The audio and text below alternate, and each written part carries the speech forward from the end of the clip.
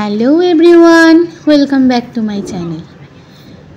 First পার্টে দেখেছো আমরা রেডি হয়ে গেছি, আর এই যে সেকেন্ড পার্টে আমরা চলেও এসেছি জগন্নাথ মন্দির।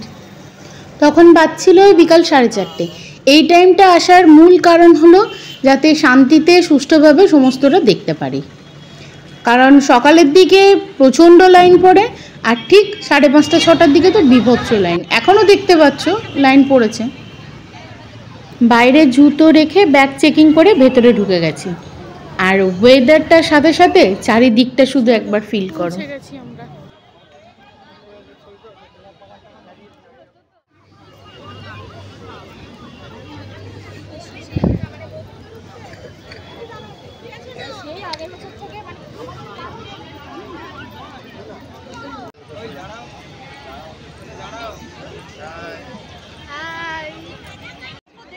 এরিয়াটা হিউজ, সঙ্গে যদি কোনো বয়স্ক মানুষ থাকে বা যাদের পায়ে হাঁটুতে ব্যথা, তাদের জন্য হুইল চেয়ারের ব্যবস্থা আছে।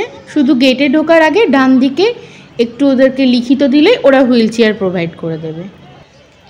পরপর মন্দির, তাই প্রথমে এই দরজা দিয়ে প্রবেশ করে পরপর একদম শেষ অবধি তোমাদের সাথে আমি শেয়ার করছি। এখনও অবধি ভেতরে ফোন অ্যালাউ আছে, ভবিষ্যতে কী হবে জানি না। আর এই যে প্রথমে ঢুকেই ডান দিকে জগন্নাথ দেব বিরাজমান।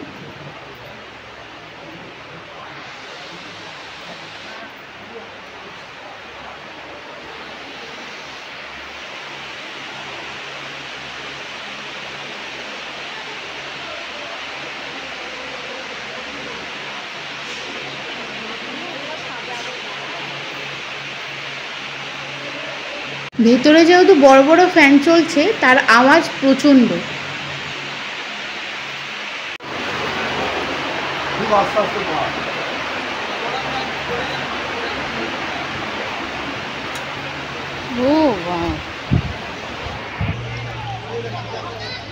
এই যে সামনেই পদ্মপুকুর, এখানে সবাই মিলে বসে আছে।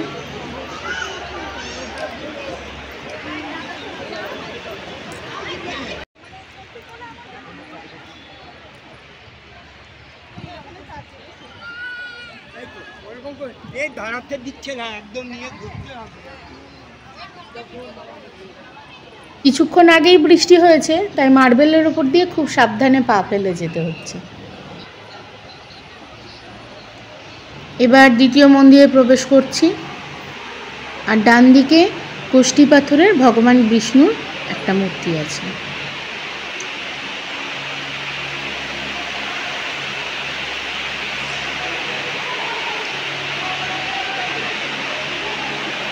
ভেতরের প্রত্যেকটা কাজই খুব সূক্ষ্ম আর অসাধারণ। আরও দেখতে পাবে, চলো দেখাচ্ছি।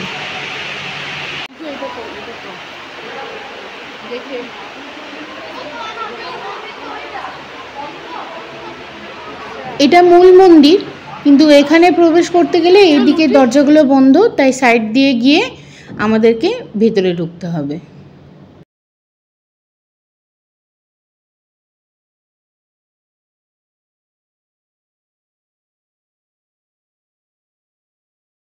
ওপর থেকে চারিদিকটা দেখতে এত সুন্দর লাগছিল। আর ওই দেখো, আমরা প্রথম দরজা দিয়ে প্রবেশ করেছিলাম।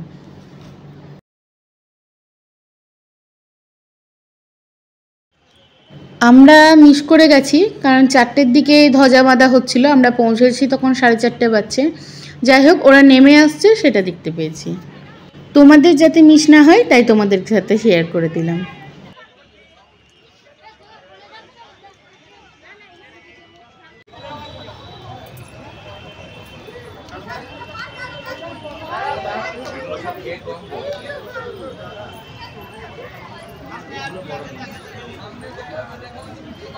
আমি তো ভিতরেই আছি, এই তো পুকুরে আমি নিউ দিকে আসব, আমি ওকে বারবার দিকে আসব। এবারে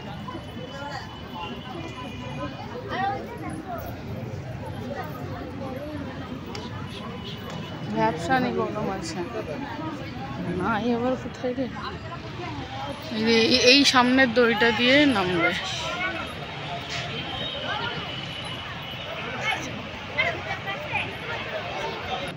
আমার বলতে লজ্জা নেই, আমি এখনো অবধি পুরীর জগন্নাথ মন্দিরে যাওয়ার সুযোগ করে উঠতে পারিনি।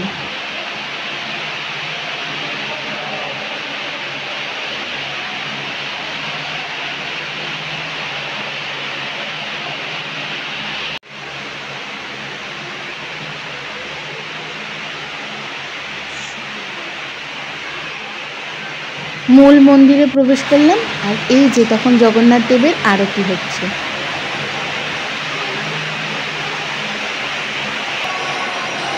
কাছে গিয়ে আর ভিডিও করতে পারিনি, কারণ তখন নিজের চোখে দেখছিলাম। আর এছাড়াও ওখানে যারা প্রশাসনিক দায়িত্বে আছেন তারা কিছুক্ষণ জাস্ট কয়েক সেকেন্ড দাঁড়াতে দিয়ে হুইসেল বাজিয়ে বার করে দিচ্ছিল।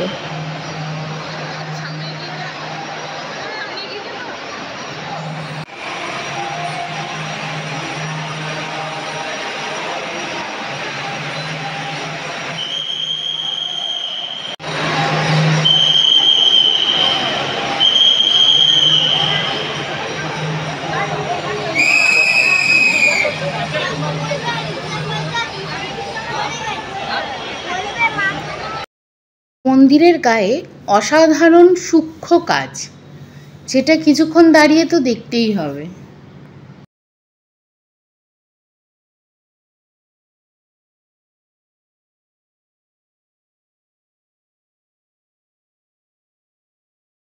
আচ্ছা, কালকে জিজ্ঞাসা করেছিল যে আমাদের মন্দারমণি, শঙ্করপুর, তাজপুর, মোহনা এই সাইডটা ঘুরতে কত কি লেগেছিল।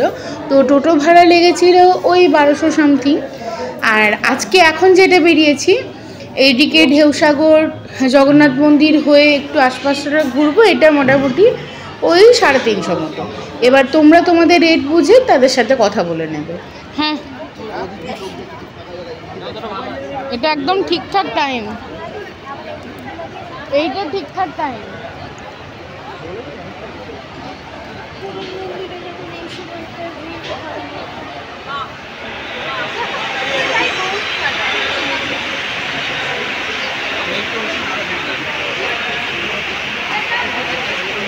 চলো আসো।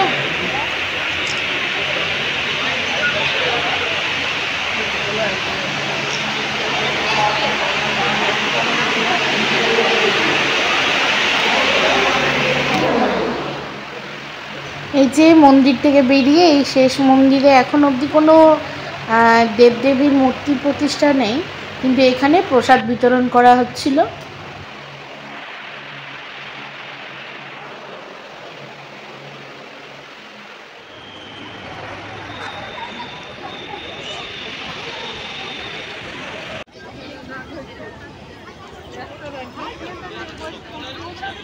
সমস্ত মন্দির খুব সুন্দরভাবে দেখার পর এবার শুরু হলো ঝমঝমিয়ে বৃষ্টি। তাই যে যেদিকে ছড়িয়ে ছিটিয়ে আছে সবাই ছুটে আসছে কোনো শেডের তলায় দাঁড়ানোর জন্য। একটা বৃষ্টিতে ভিজেও নিলাম আমরা সবাই। কেমন লাগলো? জয় জগন্নাথ, জয় জগন্নাথ।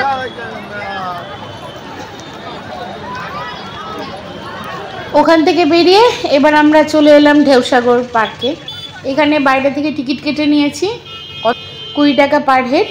চলো এবার ভেতরে যাই।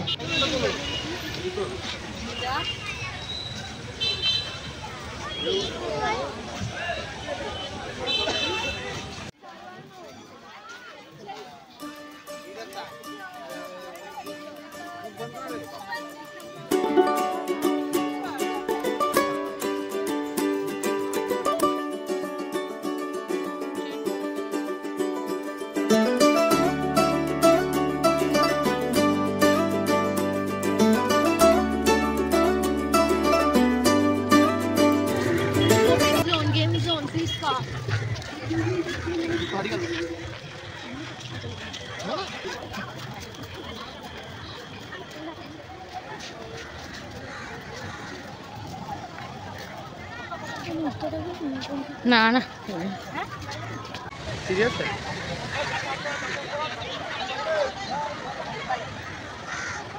বেশি ঢেউ আছে।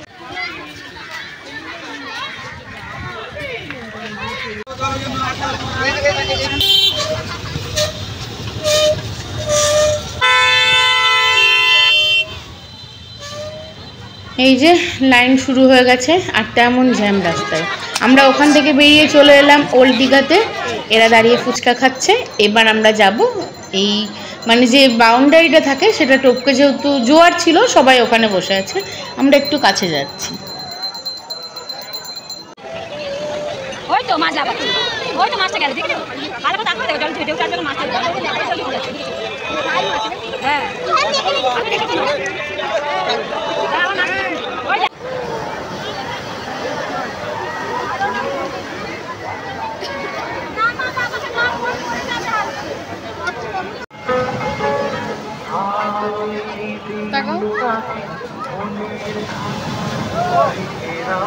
সমুদ্রের পাড়ে ওই রাত 9:30 পর্যন্ত বসে থেকে আবার আমরা রুমে চলে এসেছিলাম।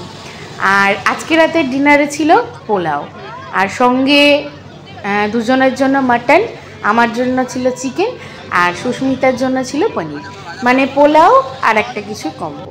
তো চলো আমরা খাওয়া দাওয়া করে নিয়েছি, তোমরা খাওয়া দাওয়া করে নাও। আজকের মতো টাটা, নেক্সট ভিডিও খুব তাড়াতাড়ি আসছে, তার জন্য চ্যানেলটাকে সাবস্ক্রাইব করে দাও।